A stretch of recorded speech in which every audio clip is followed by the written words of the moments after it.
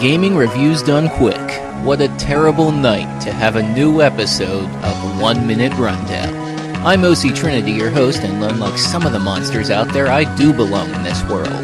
This time we're running down part 1 of Castlevania. This started out as a traditional platforming game based heavily on old monster movies, but later found its niche as an open-world platformer with RPG elements, which is what this episode will focus on. Each game generally involves the resurrection of its main villain, Count Dracula, and a hero usually associated with the Belmont family destined to kill him again. You have a great deal of freedom to explore anywhere you would like, as long as you have the right abilities to actually reach your destination, which can be expanded through artifacts you'll find along the way. Your hero can become stronger by finding new equipment, or simply gaining enough experience points. It's fairly popular in the speedrunning community thanks to its open, non-linear structure. Wikipedia says there are around 30 total games in this series, and I say 9 of them fall into this style. So enough talk, have at you. Old as it may be, I see this as a prototype of the open-world style later games used, which sees Simon go through a fairly large world tracking down the remains of Dracula in order to break a curse. It also seems to be one that's cool to hate because of several YouTube reviewers much more popular than me. And I don't want to base my reviews off previous material, but the fact is most of the complaints you've probably heard from them are valid. In particular, most of the hints you get aren't helpful, and you're going to be more frustrated figuring out where to go next and how to get there than anything enemies can do. Simon can level up to get more HP, or purchase more powerful whips, but both of these feel like unless you have a perfect run going, you're going to have to grind and wait for shops to be open, which could take as much as 10 or 15 minutes. Drax Mansions, the closest thing the game has to dungeons, rely far too much on trick floors and walls, the ones that look like they exist but really don't. This one actually did start growing on me once I sat down to actually finishing it, but really, a game with this much misdirection and trickery should not be praised. This game is considered, for good reason, the turning point of the whole Castlevania franchise. Alucard is mostly a sword and board user, but is capable of learning some magic that resembles abilities Dracula frequently has, can transform into a few different animals, and late in the game can have some familiars follow and assist him. This game set a good standard for the rest of the series to follow, including a tradition of allowing subsequent games as another character, but one thing this game does exceptionally well that other games seem to miss is that the world is a lot larger than it looks. One could easily finish the game exploring maybe 50% of the total world and still have lots more to explore, including some optional boss material, though some of the rewards for those extra paths aren't really worth it, and how to reach the second half of the game is not obvious at all. It would have been nice to have a better interface for consumable items, or the game's difficulty to be a little more consistent, but you know what, I'm getting a bit too nitpicky here, as this is still one of the best games of its genre, one that a casual fan of either platformers or RPGs should appreciate. Circle of the Moon uses Symphony's basic concepts, but makes the hero, Nathan, more like the characters in older Castlevania games. He's a whip user with the classic 5 side weapons.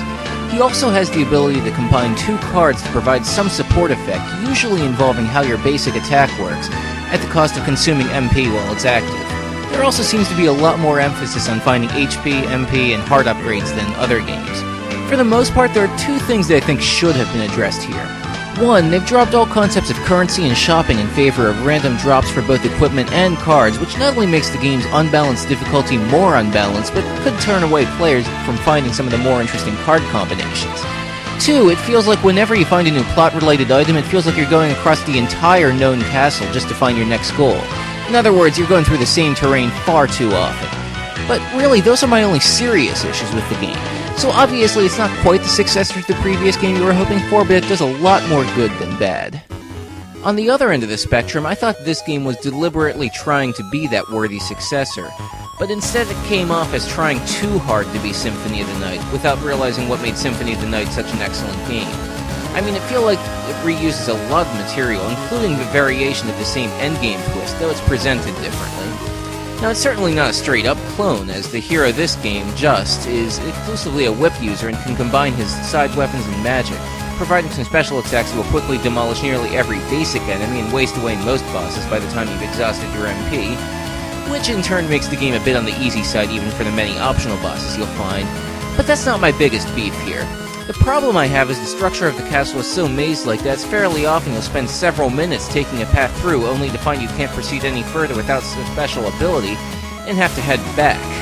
Admittedly, this does lead to an endgame that tends to work out better, but in the end, this ends up as one of the weaker outings in this series. Continuing the series' non-linear timeline, this is the only game so far set in the future, and continuing the series' attempt to make every lead character different, the hero this time is Soma, who exceeds the weapon variety Alucard had and has some level of dominion over enemy souls. In particular, he gains special abilities, both active and passive, and for attack and mobility, by defeating enemies. It's still largely based on random drops, but there's so much variety in them that 2 playthroughs can give you completely different skills to use without feeling ripped off, while still providing enough improvements and variety to warrant using many throughout the adventure.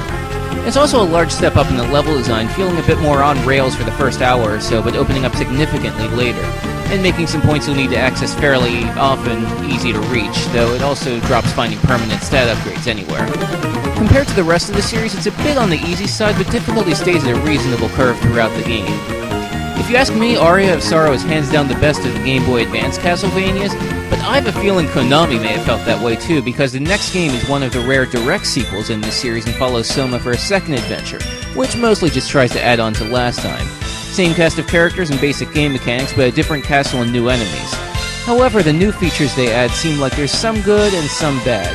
A power attack using your basic weapon is cool, so is being able to switch between 2 sets of souls instantaneously. Bosses need to be sealed away by drawing a symbol on the touchscreen, which really feels like they were reaching too far to find some way to incorporate some kind of touch control into a game that doesn't really need it. The idea of using souls to improve weapons sounds cool, but it certainly shouldn't have been the only way to get more powerful weapons. And without going into too much detail, I can't get behind sealing off the last chapter of the game based on something luck-based. I prefer Aria over this one, but this one's still good too, and if you liked one, you should like the other. Interestingly, this game's obligatory new character post-game mission involves 3 side characters working tag team style through the same levels, and this ultimately proved to be good enough of an idea that was revisited for the next game. Portrait of Ruin uses 2 characters, Jonathan and Charlotte, essentially a fighter and a mage who share the same HP and MP and level up together but have different skills, stats, and equipment. You can switch your player character at the press of a button or call in your inactive character for a brief assist, and between the enemies you encounter and the timing of new abilities and equipment, neither character gets left behind much. As before, the number of abilities that you can learn are staggeringly high, later including some team attacks using both characters. The game takes place both in and out of the castle. In what I assume is a nod to Mario 64, several portraits act as wormholes to other locales, almost breaking the game into more mission-like segments that can occasionally be completed in whatever sequence you prefer. A list of side quests are available from one character, though the quests themselves are a bit too specific and only a handful pay off well enough to really be worth doing. The last part of the game also feels like they were in a rush to finish everything up quickly, but those are some small complaints in a game that I think exceeded the fun of Symphony of the Night. Unlike most games here where the game starts with Dracula rising and you start at his castle, this time he's already dead and you're trying to keep it that way, and so most of the game takes place outside of Drax's castle with a major objective involving finding people responsible for the seal on it. This time your hero is Shinoa, who is both functionally and visually an exaggerated Final Fantasy blue mage. She's only capable of magic, nearly all of which is stolen from or recovered from enemies. But don't worry, MP regenerates extremely fast. Early on it's just conjuring weapons, which are more often than not randomly dropped, but later it's more elemental magic effects that can be stolen from enemies as they're trying to cast them. Considering striking and elemental weaknesses are a lot more pronounced here, you'll want to learn as much as possible. So as you might expect, the beginning of the game is a little dry, linear, samey, and cripplingly difficult, but given a little more time turns into something different enough in the rest of the series to stand out on its own, except still cripplingly difficult. I would have preferred more open-ended maps and more attack variety early on, but it's still a good game.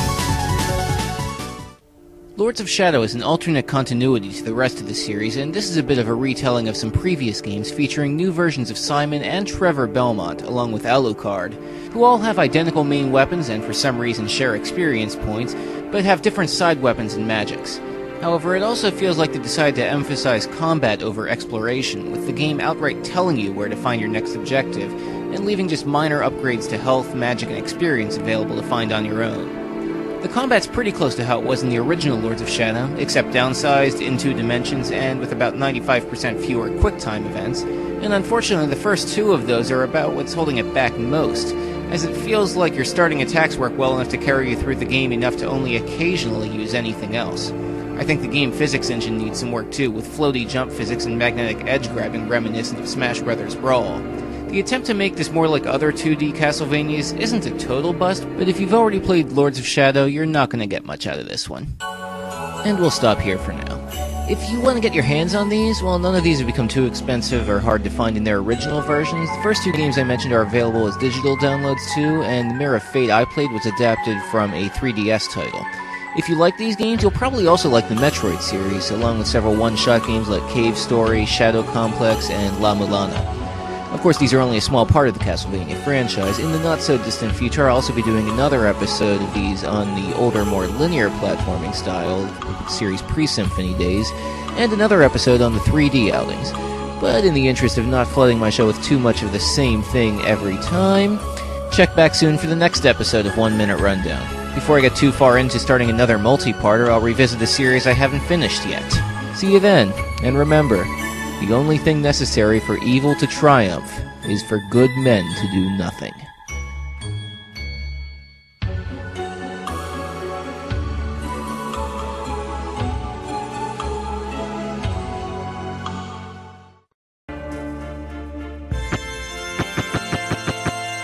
Seriously? I mean, real? That bitch. Hey, still searching for the hidden video? I'm actually a bit surprised. I thought you guys would have figured this out by now. Do I have to spell it out for you? I guess I do, so follow along, please. Lowercase p, capital L, capital U, lowercase l, and I think if you've been following the other videos and hints well enough, you should figure out the rest.